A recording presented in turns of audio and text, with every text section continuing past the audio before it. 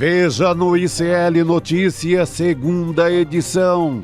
I apologize. This is just horrific. Tornados, ventanias, evacuação de cidades. A Flórida se prepara para a chegada do pior furacão dos últimos 100 anos. It's a matter of life and death, and that's not hyperbole. Congresso contra o Supremo. Com votos da extrema-direita, avançam propostas que limitam os poderes do STF. A pauta dessa comissão gira em torno de uma coisa só: livrar Jair Bolsonaro da prisão. Segundo turno em São Paulo. Pablo Marçal condiciona apoio a Ricardo Nunes a pedido de desculpas de Jair Bolsonaro e Tarcísio de Freitas. Caso você queira meu apoio, você vai ter que pedir desculpa, eu quero formal, não vou aceitar por telefone. O ICL Notícias, o veículo mais confiável do Brasil, está no ar.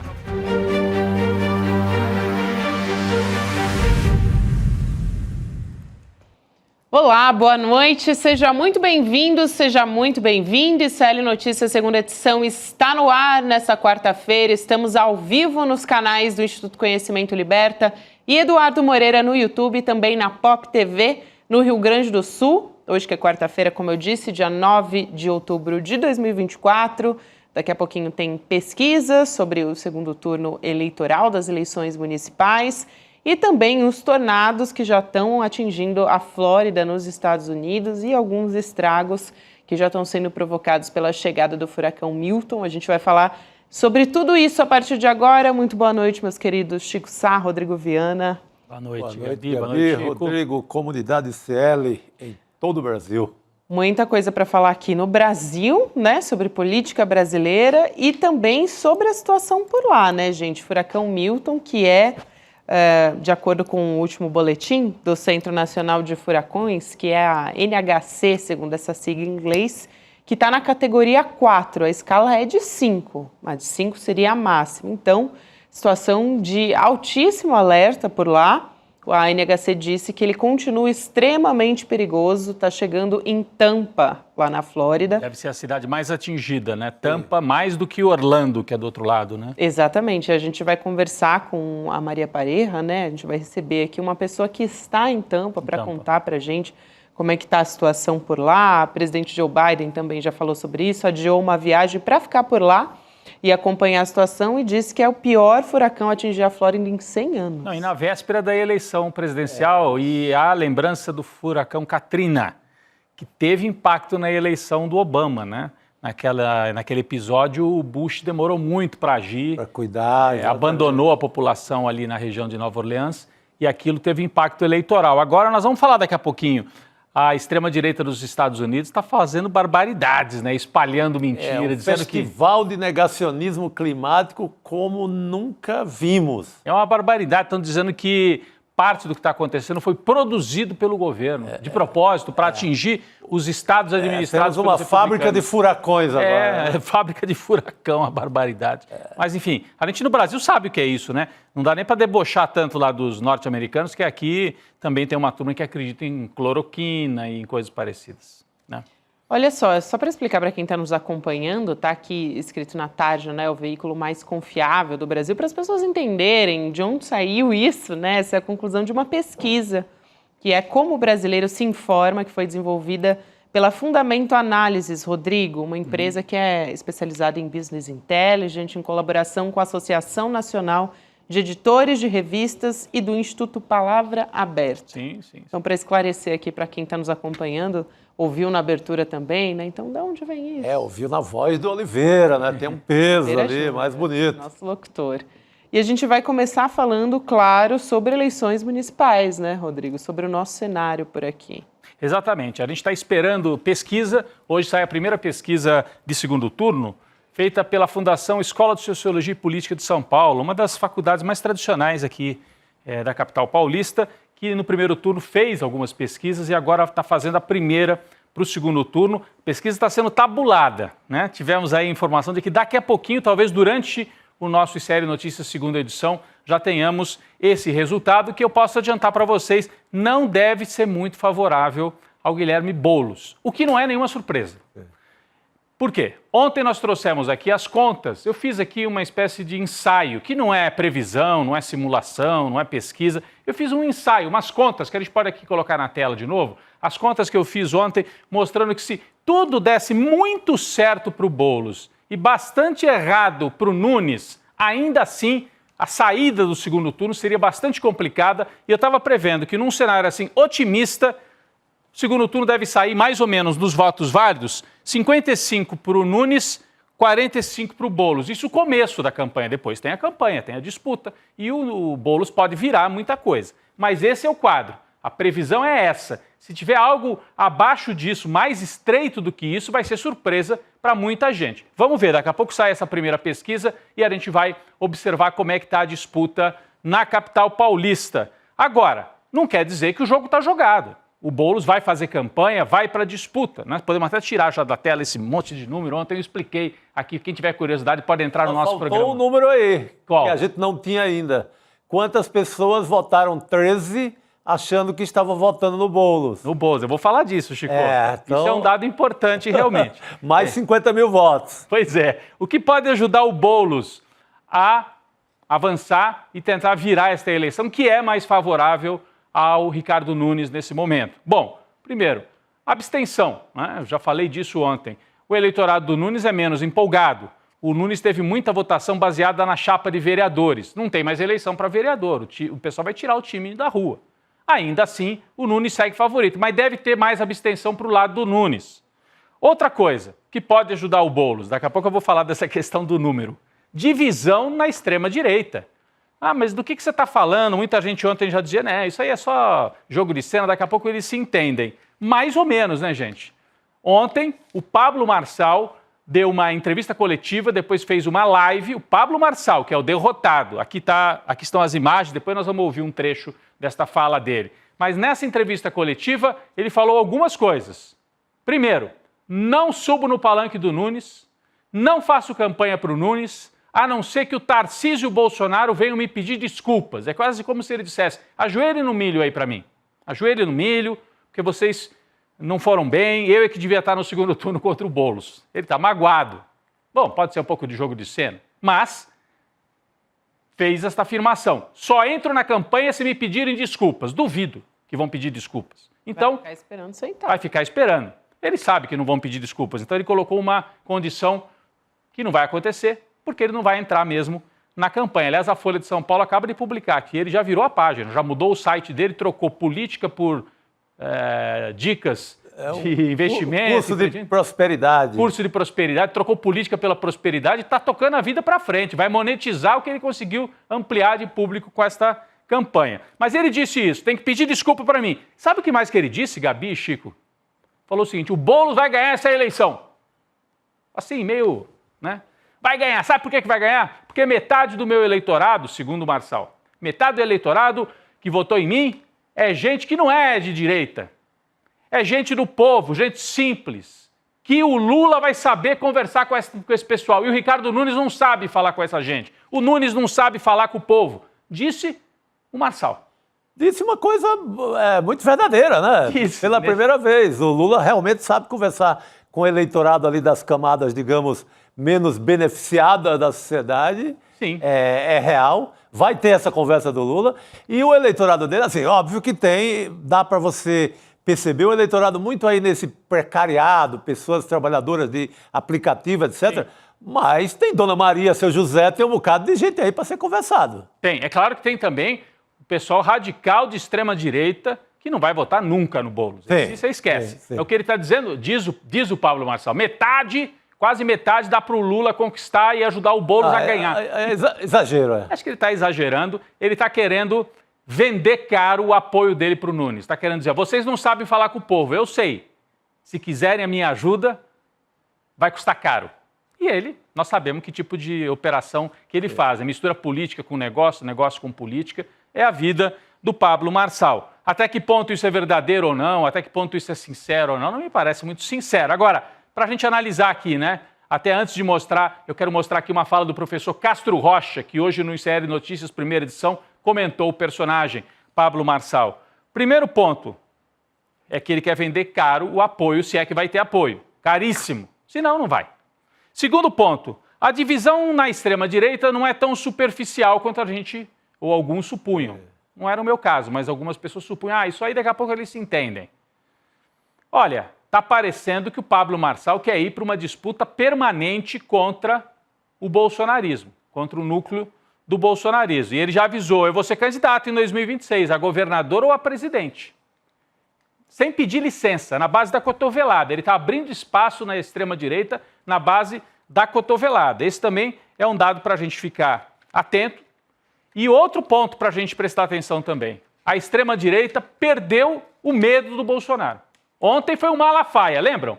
O Malafaia que deu entrevista para Mônica Bergamo na Folha, disse que o Bolsonaro era um covarde. A gente tem aqui as imagens, a manchete de ontem, a gente falou bastante disso ontem. O Malafaia falou, o Bolsonaro é um covarde. Isso não é papel de líder o que ele fez. Que porcaria de líder é esse? Disse o Malafaia. Então, perderam o respeito. Mito, hein, Gabi? Que mito é esse que é chamado de porcaria pelo sujeito que bancou o carro de som na Avenida Paulista, que é o Malafaia. Então, num dia Malafaia, no outro dia Pablo Marçal. Que porcaria de líder é esse? Pergunto eu, ecoando as palavras do Malafaia. Perder o respeito pelo tal do mito. E isso mostra que há uma cisão, o cristal se quebrou muito porque o Bolsonaro também vem agindo de forma esquisita, né? Para dizer o mínimo em São Paulo. Perdeu no Rio, aqui ficou com o pé em cada canoa. Teve algumas vitórias pelo Brasil? Teve, colocou gente no segundo turno. Mas ele sai com a imagem bastante trincada, especialmente junto a lideranças políticas, lideranças partidárias e lideranças religiosas. Eu entendo que o Bolsonaro não sai assim, derrotado, mas está com a imagem trincada, tanto é que Pablo Marçal num dia, Malafaia no outro, atacam aquele que já foi chamado de mito. O que será que está em jogo nessa disputa? Está em jogo, entre outras coisas, além do poder, quem é que vai estar na urna em 2026, a disputa religiosa, o comando evangélico. São os evangélicos que vão continuar ali sendo influenciadores ao lado do Bolsonaro e da extrema-direita? Olhem essa matéria e essa manchete. Bancada evangélica na Câmara de Vereadores do Rio vira pó. E eu não sei até que ponto que o editor fez aqui um trocadilho, né? Mas, enfim, virou pó, sofreu uma grande derrota. Muita gente... E no Rio de Janeiro, hein, gente? No Rio de Janeiro, a bancada de direita deixou de ser uma bancada majoritariamente evangélica. E quem foi derrotado lá no Rio? Perdeu a eleição para vereador? O candidato do Malafaia, um tal de Vaguinho, um pastor ligado à igreja do Malafaia. Foi apoiado, o Malafaia foi para a televisão para fazer campanha. Votem no Vaguinho, pastor, bispo, sei lá, da igreja lá no Rio. Perdeu, não foi eleito. Agora, muita gente olha para isso e fala, não é uma boa notícia assim, porque pode estar saindo a igreja evangélica e entrando no lugar a milícia, né? No Rio de Janeiro. Tem que observar melhor quem são esses vereadores que ficaram com as vagas, que já foram da bancada evangélica. A religião saindo, eu já acho, saindo religião, eu já acho uma vantagem, viu? Tremenda. Né? E eu acho que os próprios evangélicos, eu digo isso que minha mãe é evangélica, estão de saco cheio de pastor pedindo voto. Né?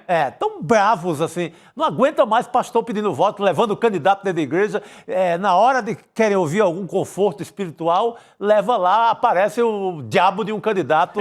O diabo mesmo. O diabo ali com, sabe, os evangélicos sérios estão revoltados com essa ideia da igreja empurrar candidato a toda hora. Interessante, isso pode ser que a base evangélica esteja se dissociando da liderança. Algo que no passado já aconteceu um pouco com a Igreja Católica também. Os bispos católicos, às vezes, iam para um lado e o povo católico ia para o outro, né? Não é um comando tão unificado. Algumas igrejas, sim. A Igreja Universal do Reino de Deus tem um comando mais ferrenho, assim. A Assembleia de Deus já mais fluida, né? Porque são muitas assembleias, muitos grupamentos. Então, bom, eu não sou especialista nesse assunto, mas o que está como um fato é que a bancada evangélica no Rio foi triturada. E qual é o medo dos evangélicos? Por que o Malafaia pode estar tão irritado com o Marçal?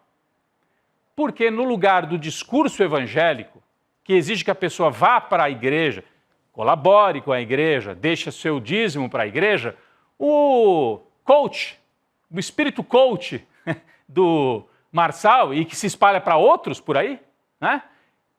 Não precisa ir na igreja. Você pode doar pela internet.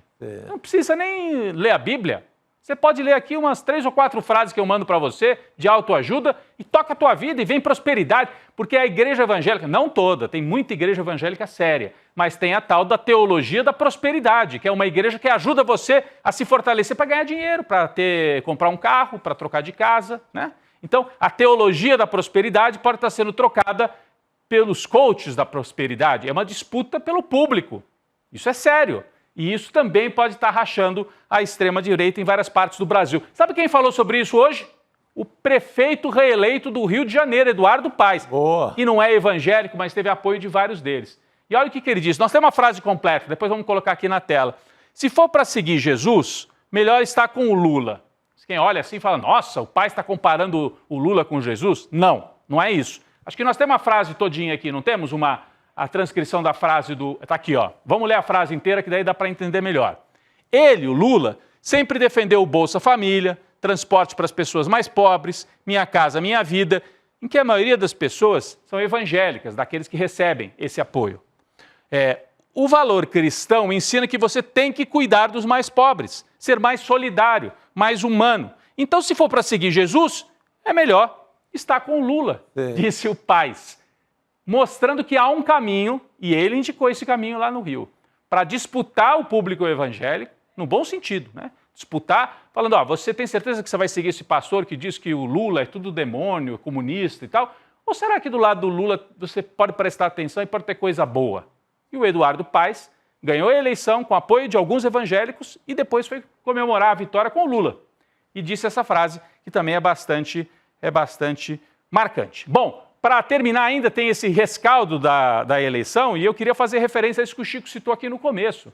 Vocês viram, gente?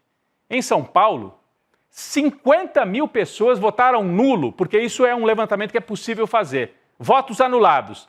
Eu achava que nulo a pessoa botava lá 00, mas não. Qualquer número que não tenha candidato... Vira nulo. E aí, Gabi, 50 mil pessoas anularam sem querer anular. Por quê? Vão votar no Boulos, na cabeça delas, Boulos é Lula, Lula é 13. A marca do PT é tão forte, porque é aquilo que a Gabi dizia outro dia aqui, os dois partidos da Nova República, PSDB e PT, das grandes disputas eleitorais, além do MDB, que também tem força e tal, número 15, e vem desde a época do Dr. Ulisses e tal, mas os que foram mais para o embate e estão na cabeça das pessoas, 13 ficou, 13. 50 mil pessoas deixaram de votar no Boulos e anularam o voto achando que estavam votando no Boulos.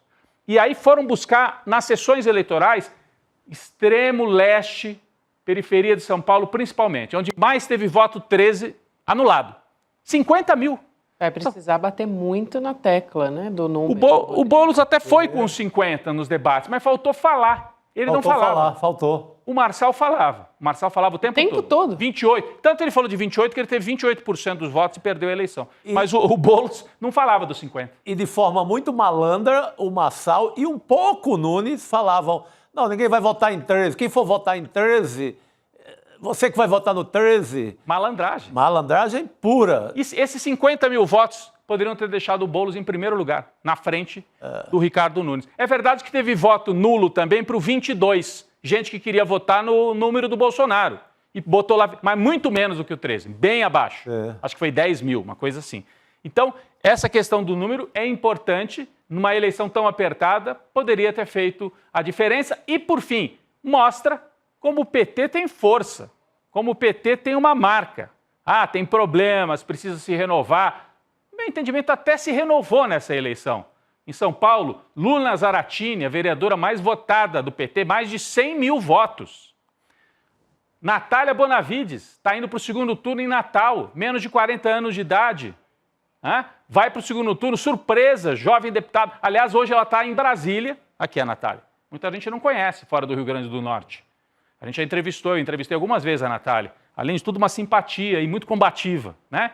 E sabe usar as redes sociais também, como o João Campos lá no Recife. Do PT, não sei se vai ganhar, porque é difícil, o páreo no Natal é difícil, mas ela vai se cacifando, talvez para concorrer ao governo do Rio Grande do Norte, onde está a governadora, a única governadora do PT, a Fátima Bezerra. Então, quem sabe, sai a Fátima Bezerra, que já está no segundo mandato, e a Natália pode ser a candidata? Não sei. Isso é um nome que está sendo construído para o futuro. Então, tem alguma renovação. E tem uma história. Tanto tem a história que o povo da periferia mais simples, na hora de quero votar no candidato Lula, vai no 13. É onde está a história dos últimos 30 anos. Você não pode abdicar dessa história.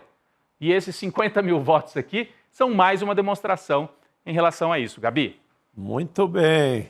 Eu acho que é um ponto de alerta muito grande, mas tem aí semanas para corrigir a situação, né? Sim. A campanha do Boulos ficar de olho nisso. Hoje, inclusive, a militância ia se reunir. Então, militância também, né? O pessoal da cúpula do partido também. Então, Ia ter uma espécie de com uma certeza vai estar assembleia, no né? Uma ar. plenária. O Exatamente, primeiro ato plenária. de campanha, que é reunir todo mundo que mais forte na campanha, lideranças políticas, a militância, aí na Casa de Portugal, na Liberdade.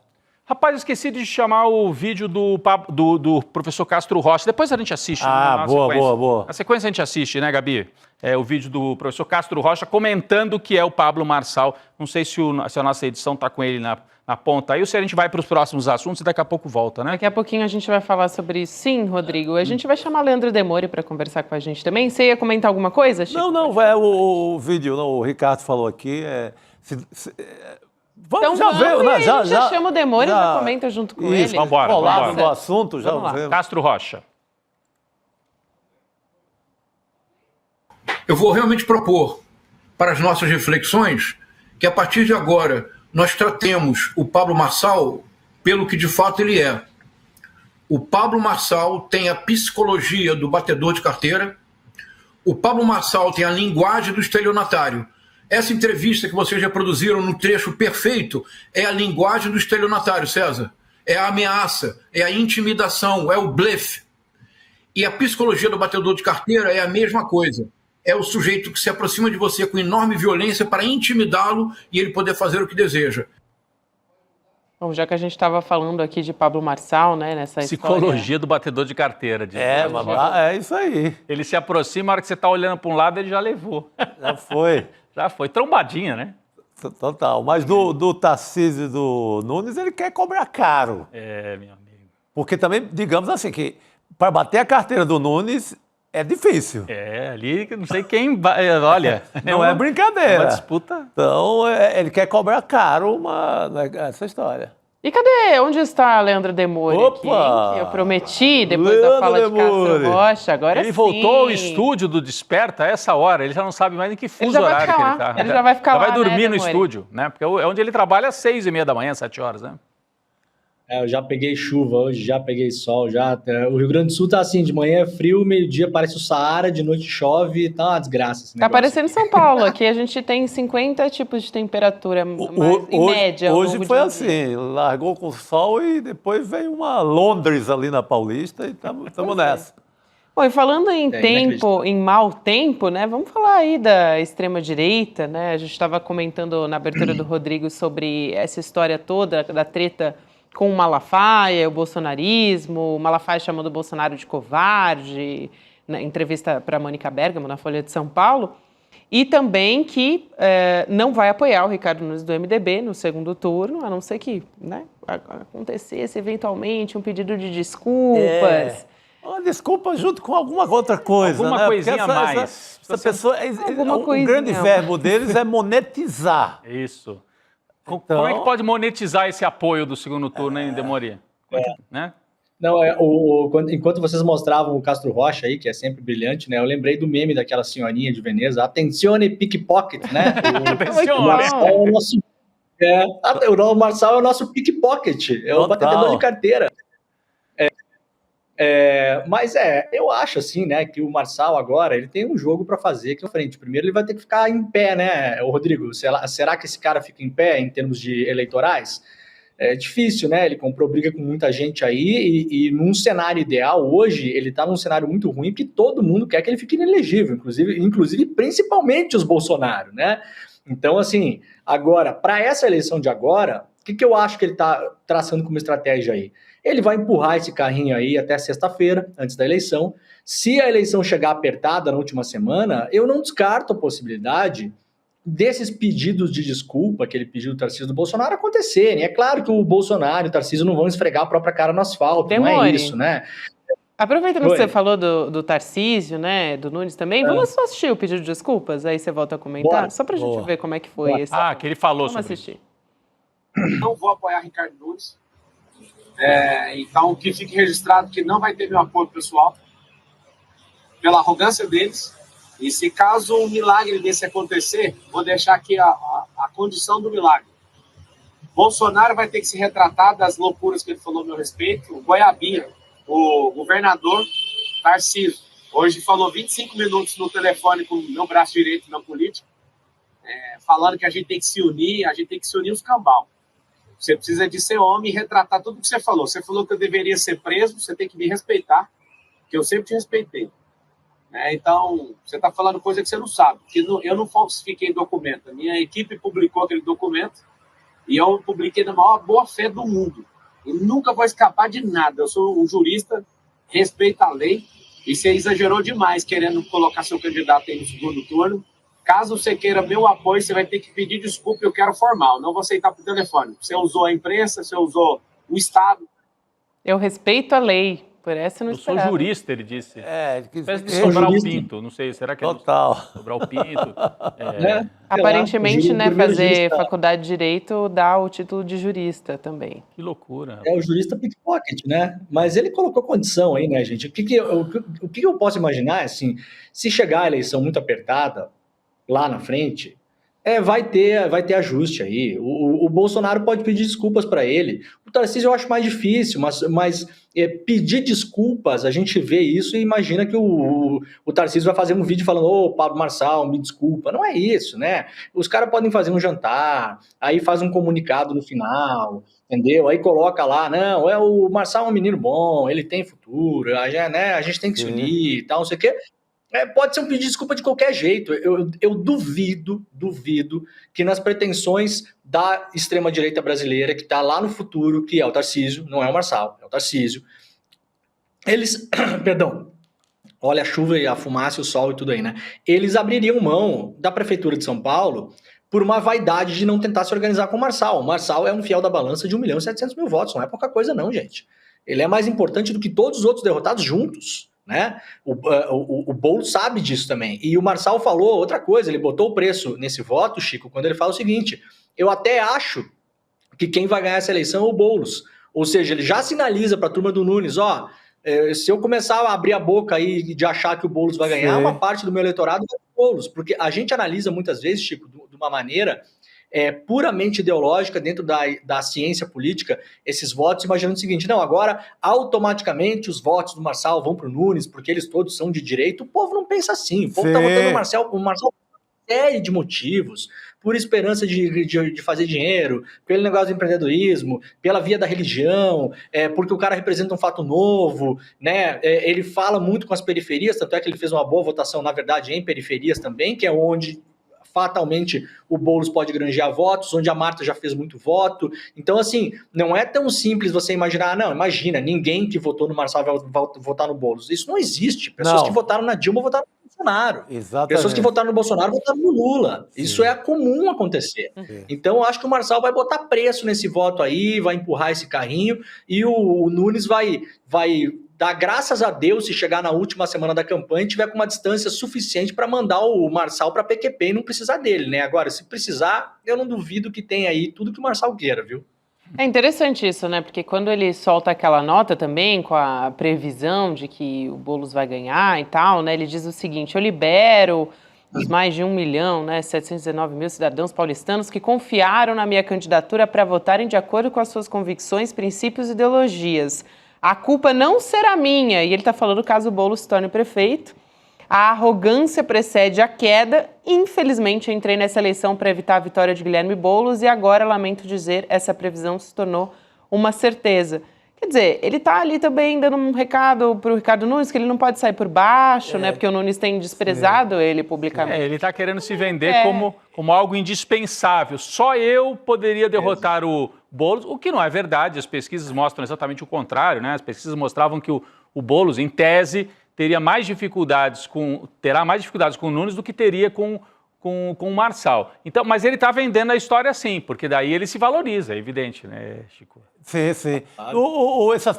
Só voltando um pouco o aspecto que o Demore levanta aí, a gente acompanha a política muito de perto, a gente está na passionalidade, a gente está em rede social, a gente tem um filtro ideológico, tem uma construção.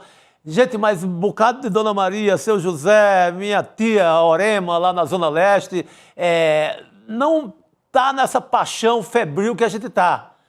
Pode sair do Pablo Marçal direto para o Boulos, por incrível que pareça. É mais do que a sociologia coloca ali no mundo das pesquisas. Assim. Agora, não se sabe o tanto. Eu acho assim improvável, né? Que de 1.700.000 votos, o Boulos consiga metade para ele, que é o que o Marçal disse ontem também, Demore. Falou, metade do meu eleitorado o Lula vai lá buscar, porque o Ricardo Nunes não sabe falar com o povo. E o Lula sabe. Ele está falando do Lula, nem do Boulos. Sim. O Lula sabe e tal. Né? Ele está querendo vender essa ideia. Eu acho um exagero. Mas Lula, segundo ele, acho que busca uma pessoa que pensa que pode votar no Lula, pode votar no Bolsonaro, dependendo da eleição, dependendo do desejo daquele momento. Sabe? Então, nesse sentido, pode roubar um pouco de voto aí do batedor de carteira, que aí é uma operação difícil. Quem rouba quem? Ladrão que rouba ladrão, como é que é? Quando ele fala isso, ele está só botando preço, né, Rodrigo? O Marçal sabe que ele tem um eleitor também, que uma parte é muito engajada, e tem um eleitorado jovem também que vota nele, são homens, né? Muitos eleitores de primeiro voto, que é a molecada. Cara, eu vi aqui na minha cidade um moleque com o boné do Marçal, entendeu? A 2.000 quilômetros de São Paulo. Então, assim, é uma molecada que é como o Chico acabou de falar, não pensa como a gente pensa. O cara votou no Marçal, porque ele estava lá na rede social, gostou dos cortes, o cara falou umas bobagens, o cara fala uns negócios meio errado, não sei o quê. Se o Marçal falar assim, veja, ele não está nem pedindo voto, mas é um jeito de pedir voto para o Boulos. Se ele falar assim, não, metade do meu eleitorado vai votar no Boulos, tenho certeza. Esse moleque vai lá e vota no Boulos, entendeu? O Marçal não está demonizando o Boulos. A lógica seria essa. Ele abre uma brecha ali para esse voto. Agora é curioso, claro, né? Ele abre essa brecha bem grande. O cara que está na dúvida, que está esperando um comando, ele já viu que o comando de vetar você votar no comunista, não sei o que, já não aconteceu. E isso é para assustar a turma do Nunes. A turma do Nunes olha isso e fala, pô, cara, e aí? Porque tem um cálculo que foi feito hoje, eu até não lembro quem, foi um jornalista que colocou no Twitter, eu não lembro, que na minha avaliação foi completamente errado. O cara falou o seguinte, pro Boulos vencer, ele tem que pegar todos os votos da Tabata, todos os votos do Datena, e não sei quantos votos de Nunes, mas ele não considera que o Nunes pode perder voto. Não é que o Nunes vai proporcionalmente só ganhar voto. O Nunes pode crescer numa média menor que a do Boulos. Não é dito que o Nunes chega super forte lá. O Nunes pode, inclusive, perder voto, né? Pode perder pessoas que votaram nele agora no segundo turno, pode decidir votar, pode decidir não ir votar. Tem gente que só votou no Nunes, eventualmente, para evitar que o Marçal fosse eleito. Todos os votos estão ali, aí no segundo turno vai para a praia, vai votar nulo, né? Não vai aparecer na urna. Então, agora se reconfigura. Eu não assim. É muito Boulos, mas eu não dou de barbada que ela tá, do Nunes, o que o Nunes está ganho, não dá de barbada isso, e o Marçal sabe disso porque o Marçal, ao contrário do que ele fala, ele investiu sim muito dinheiro nessa campanha, investiu muito dinheiro em pesquisa, e ele está falando isso lendo pesquisa. Ele não está falando isso da cabeça dele, ele está falando isso lendo pesquisa. Ele sabe que se ele bagunçar a eleição, com tudo que ele fez de voto, ele tem condição de ter um certo controle do processo eleitoral para chegar na última semana sem que o Nunes tenha certeza de que está eleito. E aí, vocês acham que o Tarcísio vai abrir mão da prefeitura de São Paulo por uma vaidade de não se encontrar com o Marçal? Olha, eu particularmente duvido. Imagina, se encontra no lugar que o Marçal quiser, com a foto, com o ângulo escolhido pelo Marçal, com o selinho do Marçal, do jeito que o Marçal quiser, cara. É uma prefeitura de São Paulo. que é a grande história para uma possível campanha presidente. Os dois, tanto o Nunes quanto o Tarcísio, fazem qualquer coisa. Os dois estavam conversando já com o assessor político, que ele não nomeia, o Marçal não diz quem é, mas conversando com o braço político da campanha já. Não, é o Felipe Sabará, né? Ele não fala que eu imaginei o Felipe Sabará. Que foi secretário do Tarcísio, trabalhou com o Dória. Esse Felipe Sabará é aquele que inventou, para quem não é de São Paulo... A ração, né? A ração, a farinata. Nossa, que o Dória queria distribuir para as pessoas... Para alimentar os pobres de São Paulo. Isso. E esse Felipe Sabará depois rompeu com o governo do Tarcísio e foi trabalhar como um dos principais articuladores da campanha do Marçal. E ele tem um diálogo com o Tarcísio. Então, ele é um interlocutor provável entre Tarcísio e Marçal, esse Felipe Sabará. Não, e Rodrigo, você imagina o Kassab na orelha do Tarcísio na última semana e na orelha do Bolsonaro. Fala, não, vocês vai lá, você vai, janta com o cara, não precisa falar nada, faz a foto, só janta, não tem problema. Você acha que o Kassab vai correr o risco de perder a prefeitura de São Paulo porque os caras não querem ali sentar com o cara para conversar? Olha, eu posso estar muito errado e tudo bem que esteja, não quero nem acertar aqui, eu quero que o Boulos ganhe a eleição, não escondo isso de ninguém. Agora, eu não sei, se fosse eles não abriria mão dessa chance não, viu? É só coisa apertar, gente. Inclusive, já que a gente está falando do Marçal, né, ele também já está monetizando. Ontem a gente estava falando sobre ele fazer uma live, cobrar R$100, inclusive você podia parcelar em 12 vezes, né? Ele abriu essa possibilidade. Facilita, né, a operação, né? Ele até mudou o foco, ele tem vários sites ali de informação, e um deles é de informação de campanha. E aí ele mudou o foco para oferecer conteúdo de um programa, o que ele chamou de um programa de prosperidade para as famílias. Olha só, então essa página antes tinha um conteúdo de campanha do Pablo Marçal e agora tem esse plano Família Rica. Ele diz que vai ajudar as pessoas a construir esse futuro de prosperidade. Ontem essa live também tinha a ver com prosperidade, como construir esse futuro de prosperidade. Então agora ele já está monetizando, né, esse conteúdo. Surpreende total de 0 pessoas. Zero pessoas. Bom. E essa parte que amedronta as igrejas, porque tira... Isso que a gente vinha falando. Tira a grana, essa parte, as bets, um bocado de coisa que ameaça ali o dinheiro do Malafaia de alguma forma. Malafaia, do Edir Macedo, de várias igrejas. E eu acho que também... é um rival, né? É um rival, inclusive, na captação de recursos. E ele pode, você falou que ele pode bagunçar o segundo turno, é verdade. Ele quer manter a possibilidade de dar aquela coringada, né, como o pessoal diz, né, dar uma coringada no segundo turno também. E ele pode coringar também, se ele não se tornar inelegível, a eleição do Tarcísio em 2026 para governador. Isso que o Tarcísio... É por isso que o Tarcísio está ali, tem que domar essa fera aí, né? Tem que ver o que fazer com o Marçal daqui até 26. Pode ser que a Justiça resolva esse problema, a Justiça Eleitoral resolva esse problema para o Tarcísio. Que deve ser o maior interesse no momento do Bolsonaro e do Tarcísio, não é? Tirar o coach de qualquer eleição futura. Tirar, é isso. Exatamente. E também, já que a gente está falando aqui sobre os evangélicos, acho que vale a pena retomar, Rodrigo, aquela fala sobre o Eduardo Paes, deu uma entrevista, né? O prefeito reeleito Eduardo Paes disse que acha que tem um caminho para o campo progressista, se reaproximar desse público, que é o eleitorado evangélico. E aí ele falou o seguinte, Lula, está falando do Lula aí, né? Sempre defendeu o Bolsa Família, o transporte para as pessoas mais pobres, Minha Casa Minha Vida, em que a maioria das pessoas são evangélicas. O valor cristão ensina que você tem que cuidar dos mais pobres, ser mais solidário, mais humano. Então, se for para seguir Jesus, é melhor estar com Lula. Essa foi a aspa do Eduardo Paes. Agora, eu não sei o quanto isso vai repercutir bem para ele, viu, Chico Sá? Incompreensão da frase no meio evangélico? Eu acho que não tem problema nenhum. Assim, a manchete parece que é outra coisa, parece que é meio John Lennon falando que é mais popular do que os Beatles, né? Mas que os Beatles são mais populares do que Jesus Cristo. Que é aquela frase, né, que deu uma confusão medonha no mundo inteiro para o John Lennon. Mas você vendo a frase inteira, dá para entender, mas a gente né? sabe quais são os cortes que viralizam nas redes sociais. Agora você... Tá aí pronto, você pega essa manchete... Sabe a Gabi, agora já você foi era. no ponto. Não sei o quanto que isso é bom, né? Agora, o que chama atenção é o carinho excessivo do Paes pelo Lula nos últimos dias. Sim. Foi a Brasília, agora falou. Várias sinalizações, né? Diga, Demore, diga. Não, perdão, Chico, eu interrompi o Chico, que a gente tem uma diferença de lag, e aí eu achei que você tinha parado o raciocínio, mas eu só queria falar uma coisa, Eu não sei, Gabi, porque o Bolsonaro se fez muito em cima do negócio do Messias, se comparando com o Messias também, e as pessoas compraram isso, ninguém se incomodou com isso, pelo contrário, o beneficiou infinitamente, né?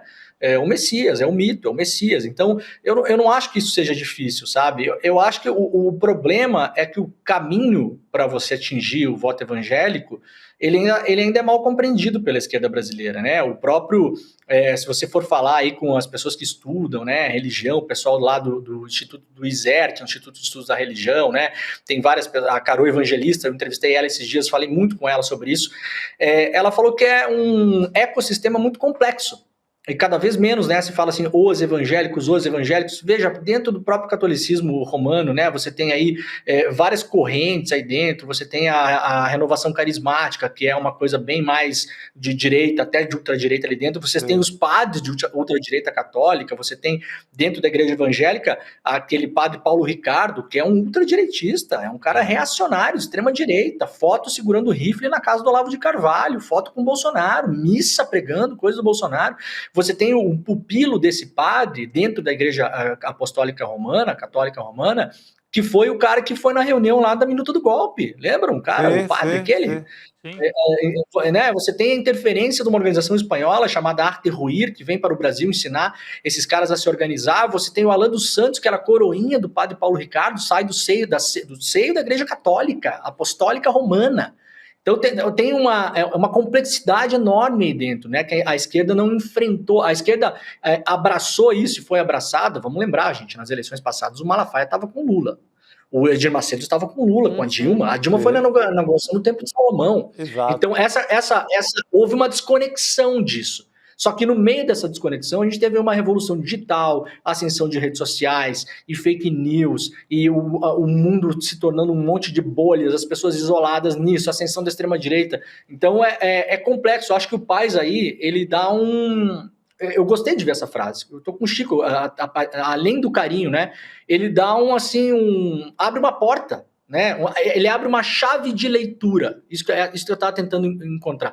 Ele abre uma chave de leitura para a esquerda brasileira tentar reconectar com essas pessoas. A gente já entrevistou pessoas aqui, inclusive, que já falaram isso, né? A decisão do voto, as pesquisas, elas colocam muito isso, né? É evangélico, não é evangélico. Às vezes a pessoa fala, não, eu sou evangélico, eu voto no Bolsonaro. Bom, mas o voto dela votar no Bolsonaro não é porque ela tomou outras decisões, né? Por outros motivos. Porque A, B ou C, não pelo fato de ser evangélica que ela vota no Bolsonaro, isso é apenas uma coincidência estatística, né? Então, acho que o Paes ele abre um caminho aí para uma chave de leitura para começar a entender isso de fato pelo campo da esquerda, né? Não, eu acho assim fundamental, assim, só para concluir essa história do Paes, porque eu acho que aí no Rio de Janeiro tem várias coisas para a gente prestar atenção. Primeiro, bolsonarismo derrotado. Segundo, derrotado em casa. Segundo, o Paes atraiu para a campanha dele algumas lideranças evangélicas que tinham estado com o Bolsonaro. Como o Tony de Paula. Tony de Paula. Não é qualquer liderança, não. É importantíssimo no meio evangélico do Rio. Do MDB também. Do MDB. E terceiro ponto, a gente mostrou aqui um pouco antes de você entrar, Demore, a bancada evangélica na Câmara Municipal do Rio de Janeiro se desmanchou. Inclusive o candidato do Malafaia não conseguiu se eleger.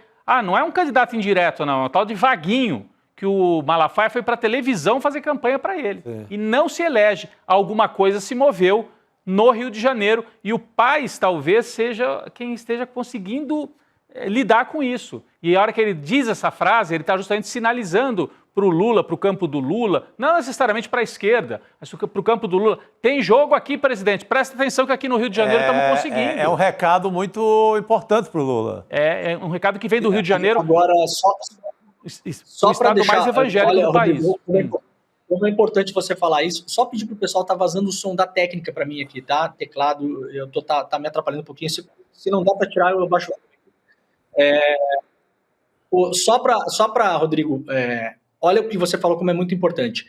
Se a bancada evangélica no Rio de Janeiro praticamente desapareceu, nós podemos supor que os evangélicos continuam votando. Sim. Então, a decisão não é porque a pessoa é evangélica que vota em evangélico. A mesma dona de casa, o mesmo trabalhador, o mesmo advogado, que é evangélico, que votou na eleição passada, votou nessa eleição também. Os eleitores não desapareceram. Então, veja, ser evangélico não define voto em pessoas evangélicas. Não é a questão definidora da vida da pessoa, do voto. Então, tem uma chave de leitura aí que o Paes compreendeu muito bem. É isso. É interessante, porque é um voto, é um nicho muito diverso, assim como a periferia também é, né? Não existe um voto periférico, não. Existe E o voto católico dentro, né, da periferia. Então, isso é muito importante ser dito. A gente vai trazer daqui a pouquinho, queria ressaltar aqui, Rodrigo, a Heloísa Vilela vai vir aqui daqui a pouco para conversar com a gente, sobre a comissão da Câmara ter aprovado uma proposta que permite derrubar decisões do Supremo Tribunal Federal. Ela está ali no Congresso, daqui a pouquinho a gente vai falar a respeito disso. Né? Acabou de sair, porque significa a vingança. O Congresso, principalmente a extrema-direita, indo para o caminho da vingança contra o Supremo Tribunal Federal. Nós vamos tratar disso daqui uns 10 minutinhos com a Heloísa Vilela. É isso, o CCJ da Câmara, então, dando aval estava todo mundo ocupado em eleger seus prefeitos, mal fechou a urna, já correram para isso aí. Basicamente, só aqui, resumo, para a gente continuar, a gente ainda vai falar aqui do X, mas está autorizando o Congresso a suspender decisões do Supremo Tribunal Federal. Então, assim, é um recado muito, muito claro. É grave. E é a guerra entre os poderes. É guerra entre os poderes, é manchete agora, gente. É a nossa manchete, porque é um assunto importantíssimo nessa guerra, principalmente da direita que domina a Câmara e Senado, contra o Supremo Tribunal Federal. Nós vamos voltar já a esse assunto. Quer comentar, Demore, aproveitando que você está aqui, né? Porque, enfim, já que a gente está falando a respeito desse assunto, acabou de sair, né? São 2 propostas da CCJ aqui para dar uma contextualizada que deu o aval as 2 PECs, né? 2 PECs que limitam os poderes do Supremo. A gente estava aqui, claro, falando de eleições, então isso saiu um pouco da pauta, mas mais uma vez a gente volta a falar sobre uma espécie de queda de braço muito clara ali do Congresso Nacional com o STF e principalmente simbolizada pela imagem do ministro Alexandre de Moraes, muitas vezes, né? Então, acho que vale a pena aqui a gente comentar rapidinho com você a respeito desse assunto. Demore, se você quiser. Gabi, isso é muito grave. Isso vinha andando já antes da eleição, né? Brasília parou porque a gente teve aí uma sequência de 2 eventos que são importantes para os congressistas brasileiros, que é a festa junina e eleições. As pessoas esquecem da festa junina, né? Então, teve recesso, festa junina e eleições. Festa junina, principalmente os parlamentares do norte e do nordeste do Brasil, mas cada vez mais de vários lugares do país vão para as bases, né? Vão para as festas e tal. E aí isso ficou parado. Agora, o que eles querem? Eles querem, primeiro, poder derrubar decisões do Supremo. Não é qualquer decisão, são decisões relativas a parlamentares e tal. O Supremo, obviamente, vai considerar isso inconstitucional, mas até fazer isso vai criar uma guerra pública, vai virar manchete, vira bate-boca, vai ter vídeo, vai ter corte, vai ter um monte de coisa. Então, a estratégia é uma estratégia de tensionamento, não necessariamente que a lei vá funcionar, porque, obviamente, ela não vai funcionar, o Supremo vai derrubar isso. A Câmara não pode derrubar decisões do Supremo Tribunal Federal. O Supremo é o Supremo, ele está supremo a todas as outras decisões. É a Corte Constitucional. Nenhuma instituição do país derruba nenhuma decisão do Supremo. Isso não existe, isso não vai acontecer e isso não vai passar. Então, é uma estratégia de criar tensão.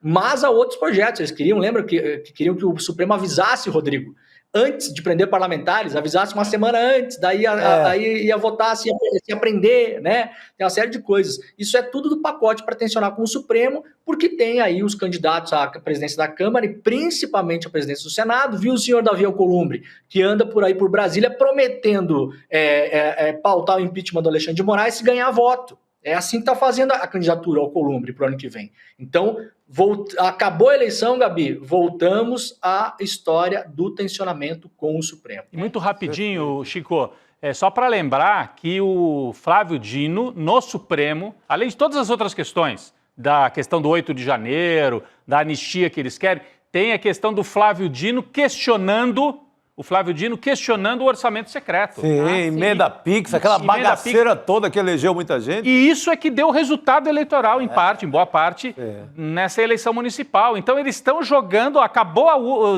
fechou a urna, deu o resultado que a maioria de direita queria e agora eles estão dizendo para o Supremo, olha aí, venha para a briga. Nós temos arma aqui, nós vamos abrir a caixa de ferramenta contra o Supremo Tribunal Federal.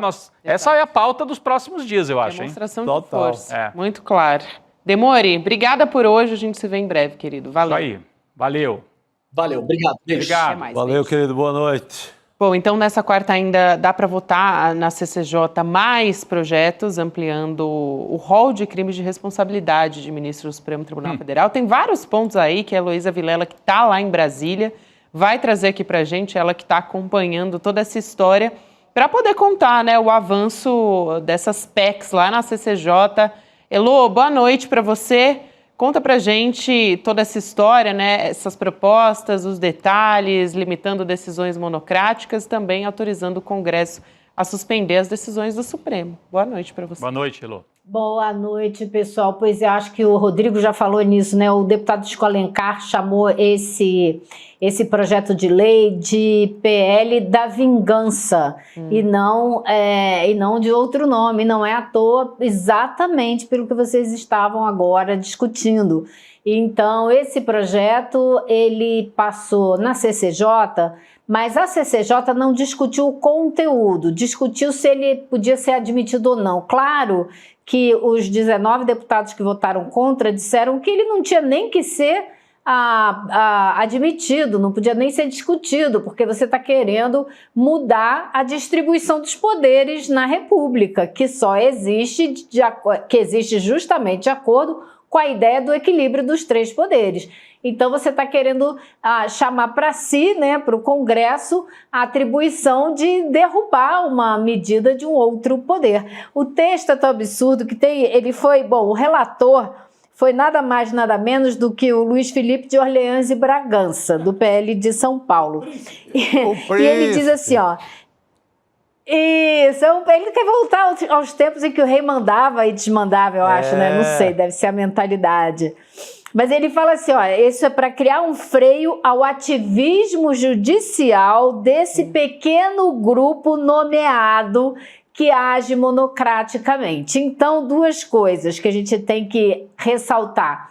Essa medida é exclusivamente para decisões monocráticas, decisões tomadas por um ministro sem o colegiado do Supremo.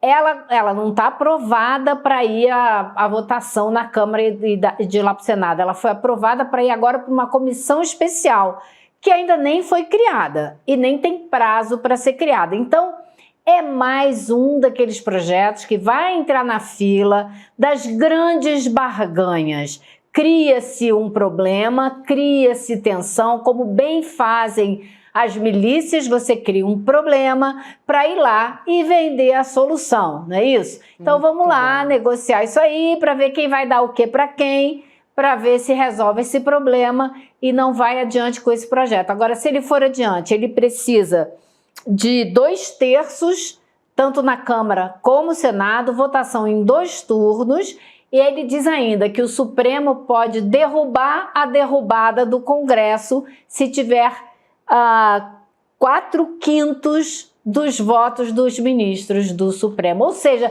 Rodrigo, é o que você falou, é para tensionar, é para criar problema, é para voltar com essa conversa, né, de que o Supremo está roubando as atribuições do Congresso e ter ali um alvo, né, de guerra. Mas agora tem a proposta comissão especial, né? Só para entender, Lu, agora imediatamente vai para a comissão especial, né, esses textos? Que ainda não foi criada.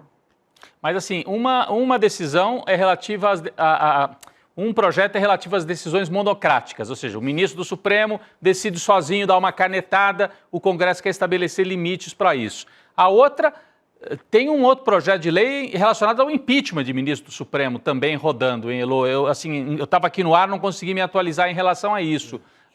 Isso avançou hoje também? Não, as duas coisas que andaram ontem e hoje. Essa proposta que quer impedir que hajam decisões monocráticas foi discutida ontem e houve um pedido de vistas e ela vai voltar a ser discutida na semana que vem. Hoje, o que passou foi esse projeto e eu acredito que existam outros acoplados a ele, mas o central aqui é que eles decidiram que é admissível para discussão no Congresso essa proposta que diz que o Congresso poderá derrubar uma decisão monocrática do Supremo se tiver 2/3 dos votos na Câmara e no Senado em votação de 2 turnos. Esse é o resumo da ópera. Perfeito. Muito bem. A gente tem a fala também do deputado Lindbergh Farias, lá do PT, resumindo também o que está em jogo. Então, vale a pena a gente ouvir. Vamos assistir. Senhora presidente, eu lamento o que está acontecendo aqui na CCJ. É claramente um desvio de finalidade das ações dessa comissão. Ao invés de discutir temas de interesses nacionais, a pauta dessa comissão gira em torno de uma coisa só: livrar Jair Bolsonaro da prisão. Aí, mas isso é relacionado a outro tema, né? É a questão da anistia. A né? anistia, que voltou com tudo também hoje. Também, né? é outro tema. Voltou pesado. E por falar nisso, em prisão do mito, do Jair Bolsonaro, o Guilherme Amado deu a informação de que depois do segundo turno, não sei porque o Bolsonaro tem o calendário de qualquer coisa jurídica em relação a ele, tem que obedecer a eleição, obedecer uma coisa, obedecer outra, obedecer a chegada da primavera, o calor, o mapa, o mapa climático, mas o Gonê anunciou, segundo o Guilherme Amado, que vai rolar denúncia depois do segundo turno, em relação às joias. Então já tem isso ali esperando o Jair Bolsonaro. Assim que fechar as urnas, ele tem esse convite amigo do Gonê para ser finalmente denunciado. Ele tem um encontro marcado com a denúncia. Um encontro marcado com a denúncia com o Ministério Público. Muito bem. Eu achei que a Elo ia comentar também, gente. Posso trazer outra pauta aqui, Elo? Você quer complementar a respeito desse assunto da CCJ? Então, beleza. Então, a gente comentou na sua abertura, Rodrigo, a respeito da candidata à Prefeitura de Natal, a Natália Bonavides, lá do PT, que está em Brasília para denunciar uma espécie de gabinete de ódio contra a campanha dela. Então, ela fez as denúncias lá no Supremo Tribunal Federal, no Tribunal Superior Eleitoral também. Ela tem sido alvo de fake news e alega que os ataques virtuais são orquestrados. Isso no meio de uma eleição, né? Então, a gente tem um trecho aqui da conversa da Natália Bonavides com a Elo, né, Elo? Depois que a gente assistiu o trecho, aí você conta um pouco como foi essa conversa com a Natália. Vamos lá assistir. É muito importante que a Justiça Eleitoral aprimore a forma de reação a essas coisas, porque uma coisa que foi diferencial quando o ministro Alexandre de Moraes agiu em relação a isso foi ele ter percebido que é uma ação sistemática, que é uma ação orquestrada.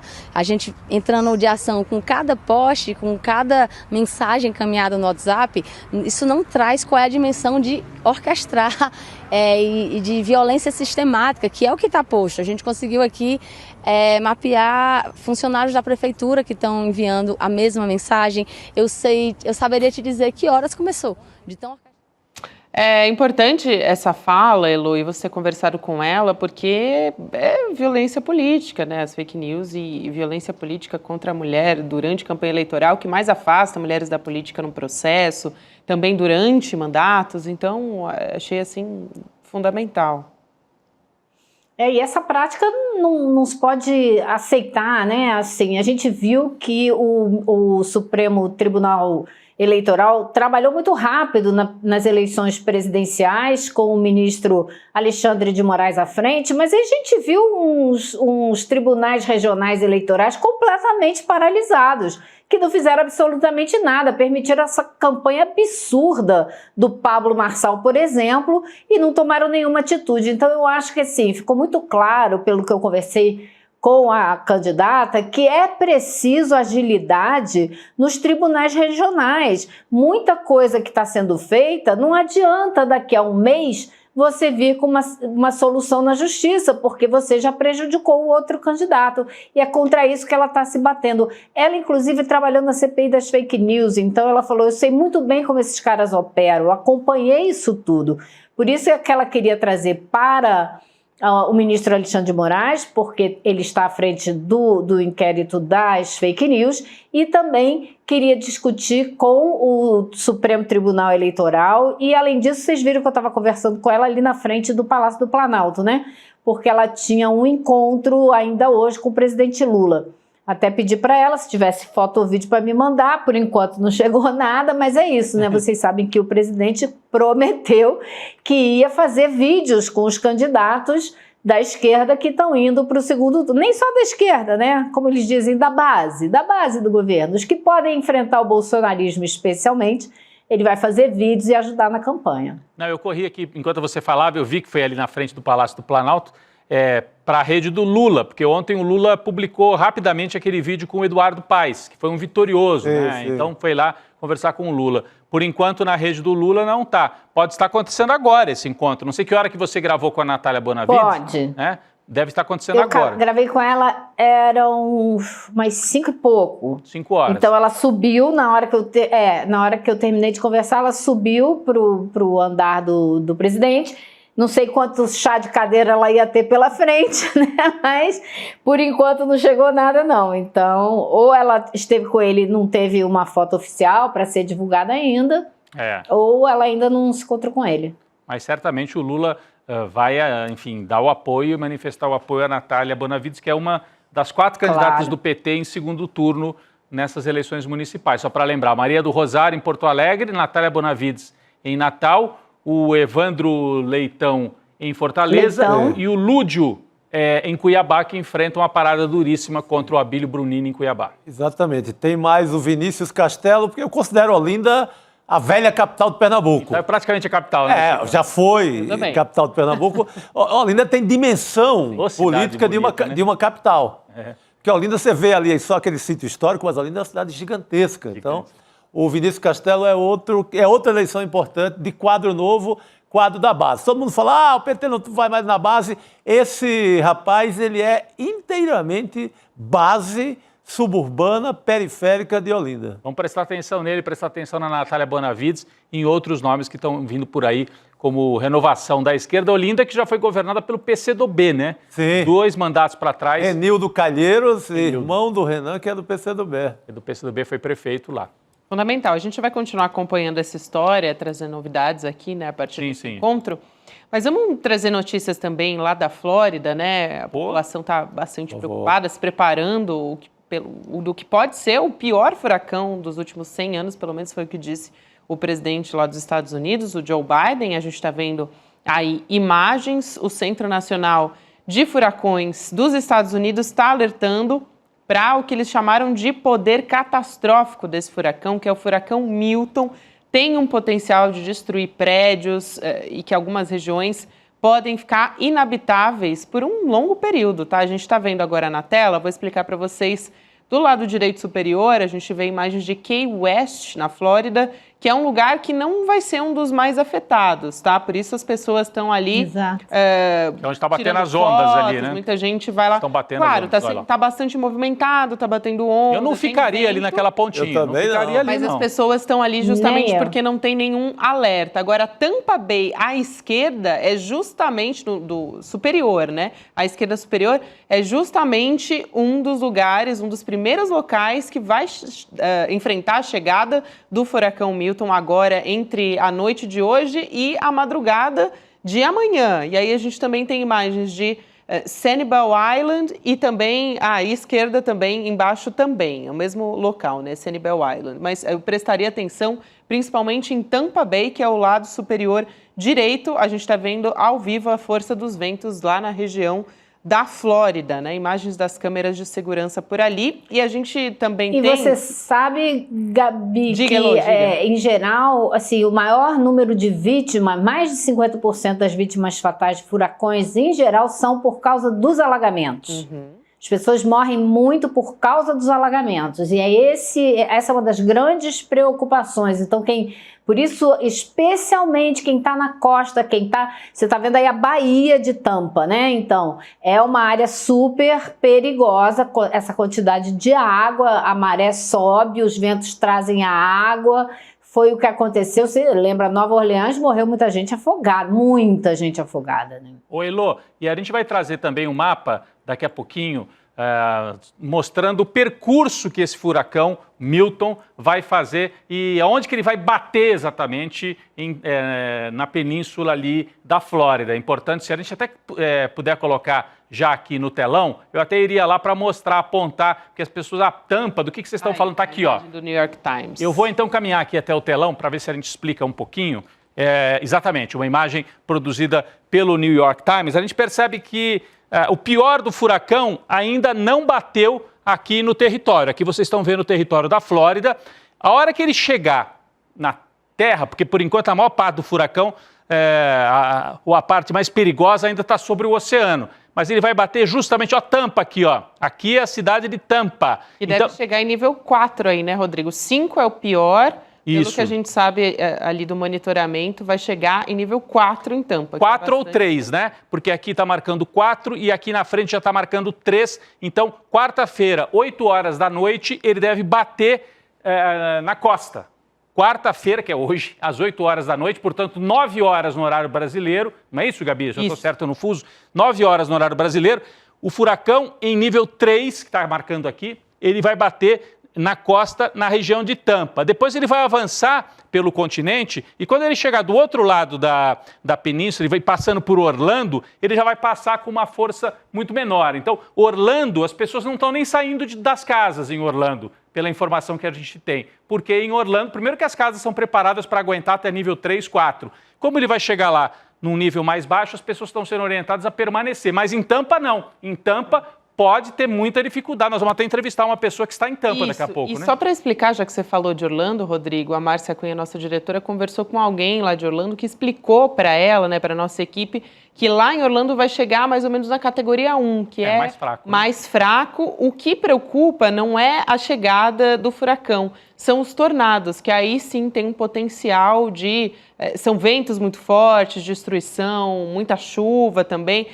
Então, essa é a preocupação, né? Porque chega o furacão e em torno do furacão, ou ao lado, ou como uma consequência, vão se formando vários tornados em terra, né? Porque o furacão vem do mar e avança para a península. E na península, assim, no território da Flórida, vários tornados. Então, a preocupação... Daí, tornado sai varrendo, arrancando telhado, arrancando casa. Por isso que a gente viu nos últimos dias imagens das pessoas fugindo pelas estradas. Isso Quem podia, importante foi também. Fugindo, foi subindo aqui em direção ao norte do estado da Flórida E para o escapar dessa situação. tornado... E o furacão, Rodrigo, os cientistas vão acompanhando o trajeto dele, tem um pouco de previsibilidade, apesar dele mudar um pouco de direção, a cada 2, 3 horas ele já mudou um pouquinho.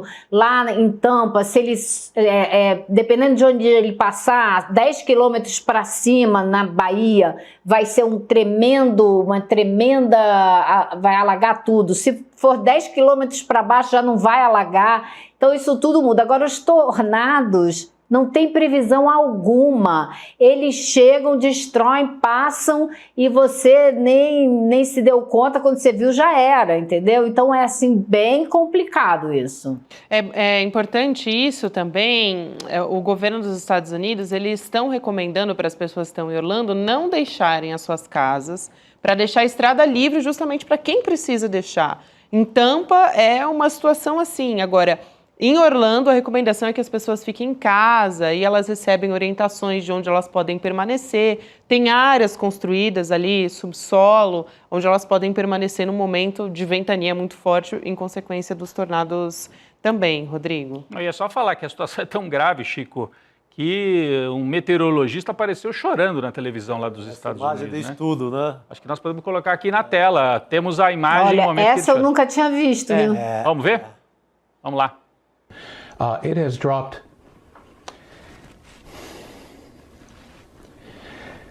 It has dropped 50 millibars in 10 hours. I apologize. This is just horrific.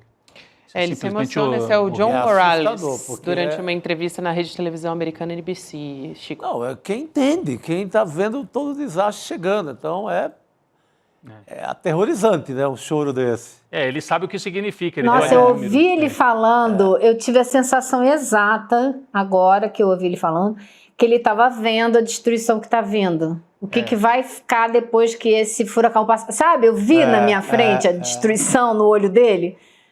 É isso, né? O cara conhece e ele sabe o que vai acontecer, qual é a consequência disso. E eu acho que os cientistas todos estão muito apavorados e desesperados, porque eles estão vendo esses fenômenos ganharem intensidade por causa do desequilíbrio climático. E os governos não estão fazendo nada para realmente parar com esse desequilíbrio climático que está alimentando esses fenômenos, tornando-os cada vez mais perigosos. Eu já viajei, já vi isso tudo no olho do cara. Sim, eu ia te perguntar, Elo, né? Porque a Elo fez essa cobertura também. E o que está acontecendo, acho que nessa época do Katrina, a gente não tinha esse fenômeno das fake news como a gente tem hoje, essa enxurrada de fake news que são disseminadas pelos republicanos, incluindo Donald Trump. Isso está acontecendo agora. A gente vai dar uma olhada nas principais mentiras que estão circulando em meio a essa temporada de furacões. Democratas direcionaram os furacões para estados republicanos. Essa é uma delas. É uma teoria dos republicanos. Exatamente. Não dá nem para a gente dizer que é dos republicanos, dá para a gente dizer que é de uma franja do Partido Republicano. Por exemplo, a Marjorie Taylor Greene, que é aquela louca do QAnon da Geórgia, ela disse: eles podem mudar o clima, eles podem mudar as tempestades. É inacreditável. E teve um republicano que até falou: precisa ir na cabeça dessa mulher aí, porque ela tá louca. Aí tem uma outra dizendo que o governo Biden está negligenciando a situação, que as vítimas vão receber só $750, que o Biden está ignorando ligações do governo da Geórgia e que o Biden desvia verbas para construir moradias para imigrantes ilegais. Enfim, juntou uma série de mentiras. Duas obsessões, né? É o negacionismo e os migrantes, os imigrantes nos Estados Unidos. Que também duas grandes obsessões do discurso eleitoral, isso, né, gente? Vou dar uma chance só para vocês acertarem quais são as duas pessoas que estão falando e disseminando essas mentiras. O Donald, é isso? Primeiro. O Donald. Donald é o primeiro. Segundo. Aquele que a gente adora aqui no Brasil. Musk. O Elon Musk? Claro. Também tá nessa? Claro. Meu Deus do céu. Sim. Então, assim, o grau de mentira é tão escroto, vocês me desculpem a palavra, mas não dá para dizer outra coisa. Na hora que as pessoas estão a ponto de morrer afogadas, ter a casa destruída, representantes do Partido Republicano nos estados e até o governador da Flórida, que é assim, ultra republicano, direitista, até o último fio do cabelo, o Ron DeSantis, estão desfazendo essas mentiras. Teve um deputado republicano que foi para a internet e ele fez uma lista das mentiras para desfazer as mentiras. Por quê? Porque essas mentiras fazem com que as pessoas nem procurem a ajuda que elas podem ter. Atrapalha o trabalho de resgate, atrapalha o trabalho do governo federal, que libera os recursos para os estados poderem fazer esse tipo de trabalho de prevenção, de ajuda, de resgate. Então, atrapalha tudo. Eu fiquei me lembrando, gente, do que eu vi lá no Rio Grande do Sul. Sim. Aquela palhaçada de ficar dizendo que é o povo pelo povo, que o governo não faz nada. As mentiras da extrema-direita são todas muito parecidas. Né? Não tem nem criatividade. Agora, todas elas têm uma coisa central, que é a desumanidade, o desrespeito pela vida humana. Isso é que é doloroso. Não, e nós estamos na véspera da eleição, Chico, Gabi, Elô, na véspera da eleição lá nos Estados Unidos, e a gente pode relembrar, né? Vai bater o furacão ali na Flórida, relembrar o Katrina, né? Que teve uma influência, Elô. Na época você morava nos Estados Unidos, acho que você até cobriu, né? O evento, as consequências e tudo. Então, conta pra gente, faz um resuminho, assim, do que aconteceu ali, qual foi a consequência política, né? Esse fatal, o povo ajuda o povo. Lá não adiantou, lá o governo não foi, não é isso? E por não ter ido, as pessoas ficaram muito bravas com o Bush, né? E hoje até eu não queria me basear só na minha memória, porque você sabe que memória é uma coisa muito seletiva, né? Então a gente odeia o Bush, aí vai lá e procura não. Mas não, de fato, ele estava de férias no Texas, no dia que o furacão chegou, ele ficou mais 2 dias em casa no Texas de férias antes de voltar para Washington e começar a trabalhar na ajuda para Nova Orleans. Então, assim, foi um desastre. E eu li um analista falando, foi o começo do fim da popularidade do Bush.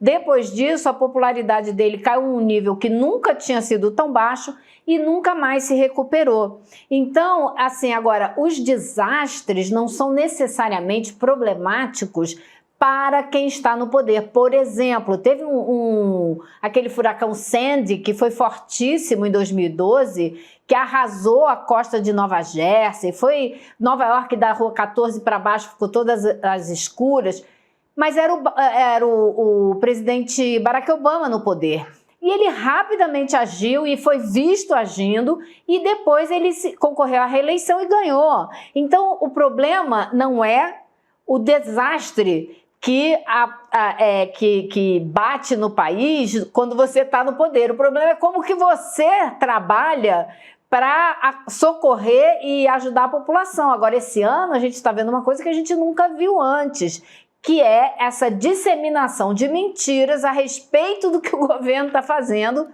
para atrapalhar a imagem do governo e tentar, com isso, atrapalhar a eleição. Agora, eu acho que vai ser muito difícil influenciar as eleições, porque a Flórida é dos republicanos. Então, assim, se houvesse uma interferência no resultado das eleições, seria para fazer a Flórida votar democrata, o que vai ser dificílimo. O que acontece depois de um desastre desse é o índice de comparecimento às urnas cai muito, porque nas áreas mais afetadas as pessoas ficaram sem casa, estão em abrigo.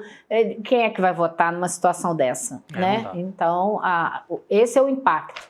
A gente vai continuar falando sobre esse assunto com uma brasileira que está em Brandon, que é uma região da cidade de Tampa, lá na Flórida, e ela gravou alguns vídeos mostrando esse preparo dela para a passagem do furacão Milton, que vai acontecer agora à noite, entre a noite de hoje e a madrugada de amanhã, contar a situação de momento para a gente. Então vou pedir aqui para a nossa produção trazer essas imagens e também dar boa noite para a Maria Pareja, que já está aqui com a gente para essa conversa.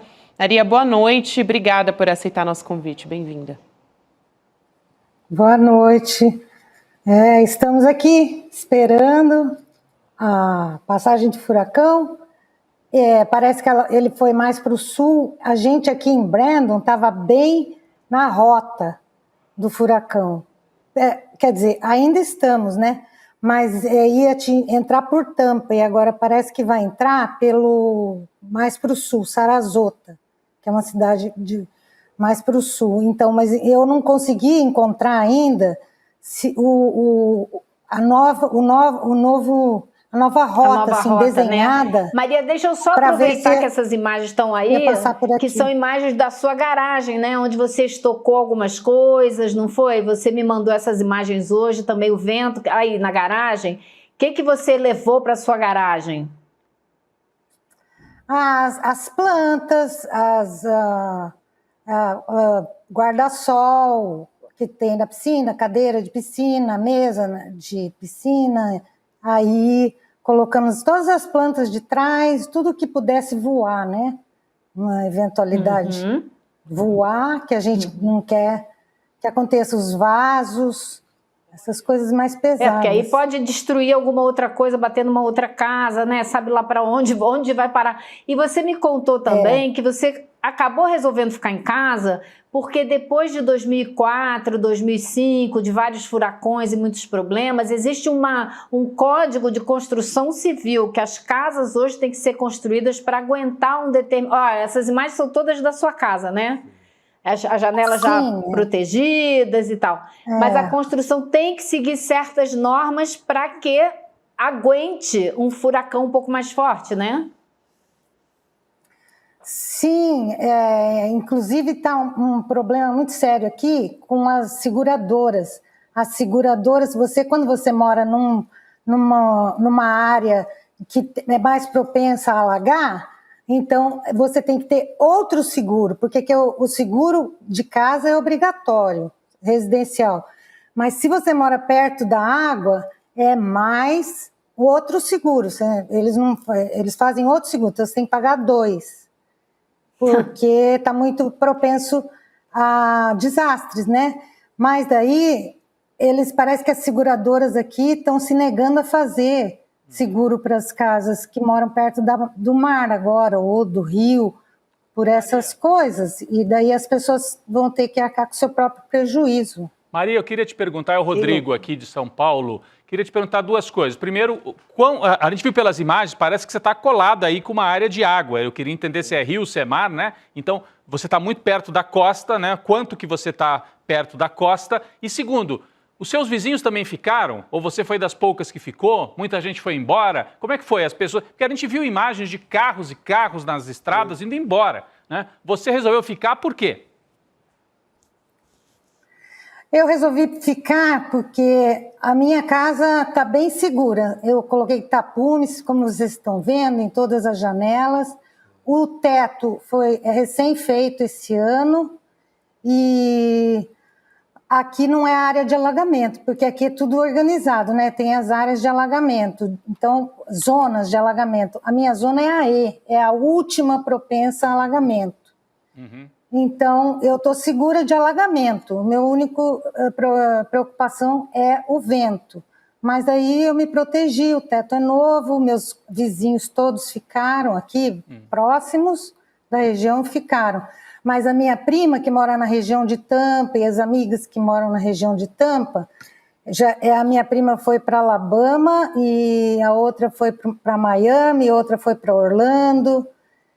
E me chamaram daí uma amiga minha que mora aqui perto do canal, porque o problema aqui na minha frente é um lago, então ele não recebe alimentação é um lago, tá certo. De rio e nem de mar. Então, aqui não tem perigo, o lago é justamente para drenar a água, né? Agora, quem mora na região costeira de Tampa, aí eles mandaram evacuar, porque aí é zona A minha última, zona E. Daí, essa minha amiga veio para minha casa, ela está aqui abrigada na minha casa, com a cachorrinha dela, e assim, muita gente foi embora, mas é gente que também está mais vulnerável, numa área mais vulnerável, né? Exato. Eu queria perguntar também, Maria, como é que está sendo... para você, onde que você fica na sua casa? Se tem algum lugar específico? Porque algumas casas são construídas justamente pensando a estrutura, o solo sendo um lugar, né, ou o subsolo sendo um lugar mais seguro. Se a construção é pensada dessa maneira, ou você disse também que a sua casa, né, o teto foi reforçado, ou se só ficar dentro de casa já seria o suficiente pela região onde você está agora, que não é uma das mais vulneráveis, né? Pelo que você está explicando, tem locais em Tampa que são mais vulneráveis para o risco de morte. É, isso. Então, essa casa aqui é dos anos 90, então ela não tem nada especial. Também é uma casa de classe média, tem casas aí que elas já constroem para furacão. Então, mas a minha casa aqui não, ela é antiga, não tinha nada disso. Daí a gente até já elegeu o lugar, é o closet, porque é onde tem menos parede com exterior, sabe? Então, qualquer coisa vai ficar lá, mas eu ainda não esvaziei o closet, porque eu estou otimista de que vai ser tolerável. Mas vamos ficar por enquanto por aqui. Estou escutando o vento. Se aumentar o vento, eu vou começar a pensar. Era isso que eu ia te perguntar também em relação a ventos, né? Porque pelos vídeos vocês estão enfrentando chuvas, né? Enfim, ventania, colocando as coisas para dentro. Alguma movimentação diferente? Que tipo de coisa você observou? Eu não sei, inclusive, se você já não passou por isso anteriormente, né? Morando aí na Flórida, se você já enfrentou outros furacões, né? Ou tornados de menor intensidade, se já viu algo parecido com isso se aproximar. Eu moro aqui há 20 anos, então eu já passei por vários. A diferença é que eu não estava na rota, então ou ele ia para a direita ou ele ia para a esquerda. Nunca vinha para Tampa assim direto, então nenhuma das vezes eu peguei assim, ao largo, né? Mas agora aqui estava centrado como a rota mesmo.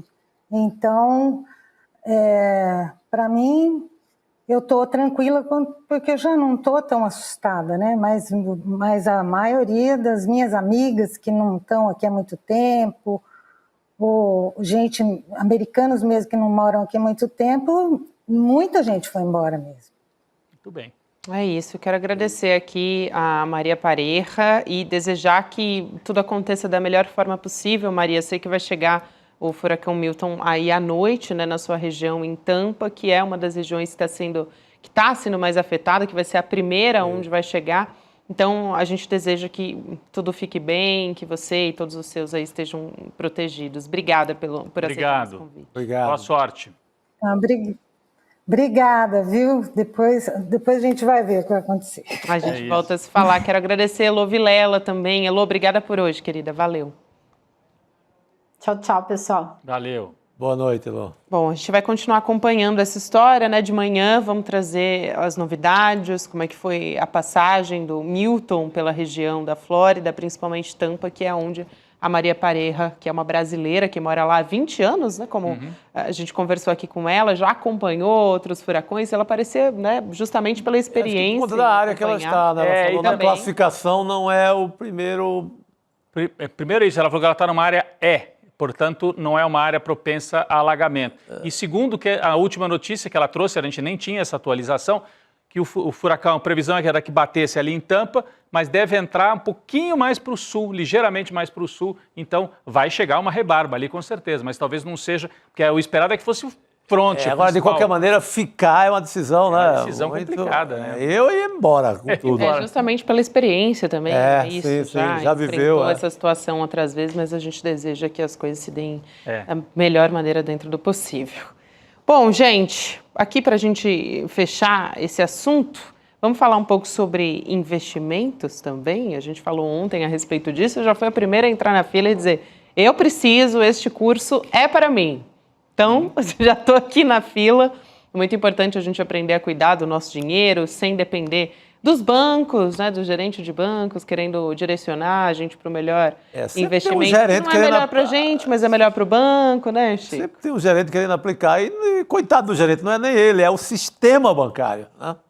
Ele é um trabalhador ali do banco. Ele precisa bater a meta dele. Exatamente. Isso.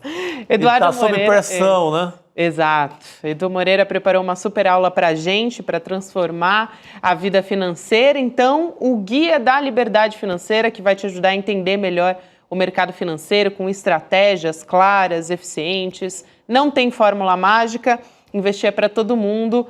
Isso eu garanto, gente. Investir é para todo mundo, mas a gente tem que acompanhar com quem sabe, né? E com quem sabe e não quer engambelar a gente. Então, convidando todo mundo para participar. Vai ser no dia 13 de outubro, ou seja, domingo, agora, a partir das 8 horas da noite, uma aula para todos nós assistirmos. O link da inscrição é icln2.com.br. Não perde, porque vale muito a pena, né, gente?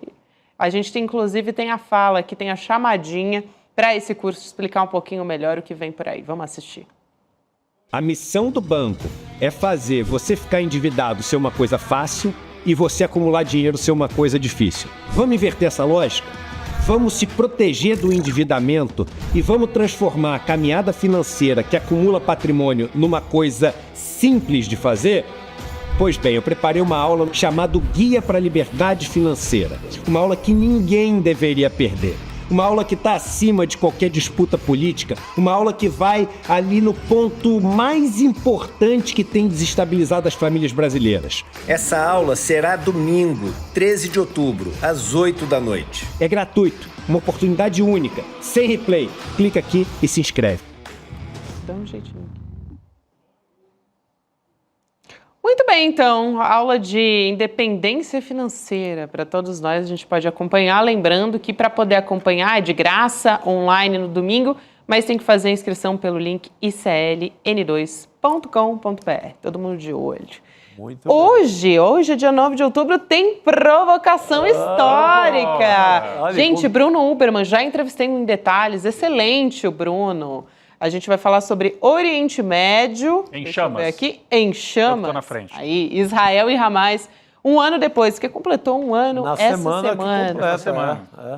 Exatamente. Então, importantíssima essa aula com o professor Bruno. Já conversei com ele em outras oportunidades. Sabe muito e a gente precisa realmente falar a respeito disso, né? Porque a situação no Oriente Médio a gente vem acompanhando e está cada vez mais inflamada. Mais de 40 mil mortos em Gaza. A Cisjordânia, que não tem nada a ver com o Hamas, super prejudicada, ataques, né, tomada de terra por parte do Estado de Israel, e agora avança para o Líbano e pode bater também no Irã. Você viu como está o centro de Beirute? De Beirute, né? Uma cratera. Grande acampamento das pessoas fugindo de outras regiões. É terrível. Quase 2 mil mortos no Líbano, né? Então, é importante a gente não esquecer da situação do Oriente Médio, muito pelo contrário. Um ano depois do início da guerra. A gente fala a respeito disso o tempo todo, chamando a atenção e batendo nessa tecla. Muito bem, então a partir de agora você acompanha com o professor Lindener Pareto, o nosso Lindener, o nosso professor, né, o nosso coordenador de cursos aqui do ICL. Amanhã a gente está de volta a partir das 7 horas da manhã com informação, com atualização a respeito da passagem do furacão Milton na Flórida, e também com informação sobre política, sobre eleições municipais, tudo isso a partir das 7 horas com o Desperta e Leandro Demore. Obrigada, Chico. Obrigada, Rodrigo. Amanhã estamos de volta. Obrigado, tchau, querido. pessoal. Obrigado. Boa noite. Quer aprender a ganhar milhões muito facilmente, sem sair de casa e sem trabalhar? Esquece isso, irmão. Não aprende isso não, porque isso tudo é golpe. Não tem esse jeito. Agora, que dá para aprender uma maneira de construir patrimônio e fazer do dinheiro que você ganha o melhor possível, não se endividando e conseguindo com o tempo equacionar a sua questão financeira, isso dá para fazer. Com conhecimento, com passo a passo, com um guia. E eu preparei esse guia para tornar a sua vida mais fácil. Esse guia se chama o Guia para a Liberdade Financeira e vai ser ensinado numa aula única. A aula vai acontecer dia 13 de outubro, um domingo, às 8 horas da noite. Para você se inscrever e assistir com a sua família é grátis e é rápido.